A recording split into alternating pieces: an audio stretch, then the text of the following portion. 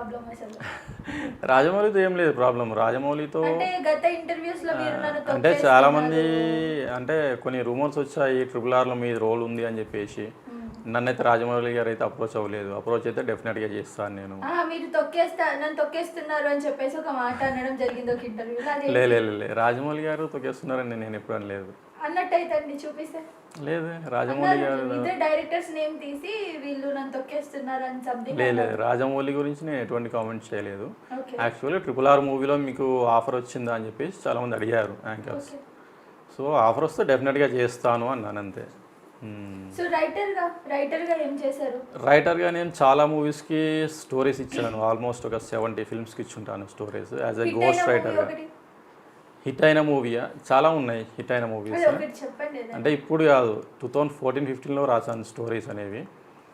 నేను ఎక్కువ అల్లరి నరేష్కి ఇచ్చాను, జగపతి బాబుకి ఇచ్చాను, అండ్ డాక్టర్ నరేష్ వికే గారు కూడా ఇచ్చాను స్టోరీస్.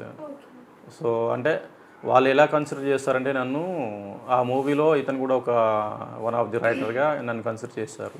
అండ్ నా రెమ్యునరేషన్ నాకు ఇచ్చేస్తారనమాట. ఎందుకు మీ మీద ఇంత నెగటివిటీ ఉంది? ఏం మాట్లాడినా అబద్ధాలే, అసలు ఏం మాట్లాడతారో అర్థం కాదు అని.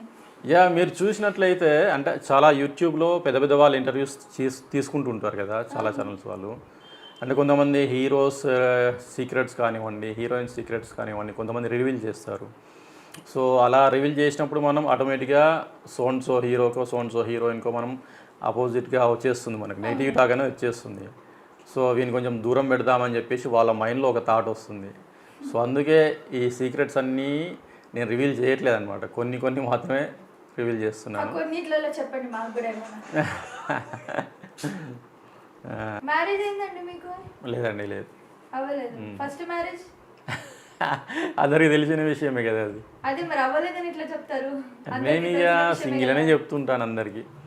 అయింది కదా, ఏమైంది మరి? ఎందుకు బ్రేకప్ అన్నారు? బ్రేకప్ అంటారు, డైవర్స్ ఎందుకు అయింది? ఇక అవుతాయి అట్లా ఇండస్ట్రీలో కొన్ని ప్రాబ్లమ్స్ వల్ల. లావణ్య త్రిపాఠి కదా మీ ఫస్ట్ వైఫ్? అవును.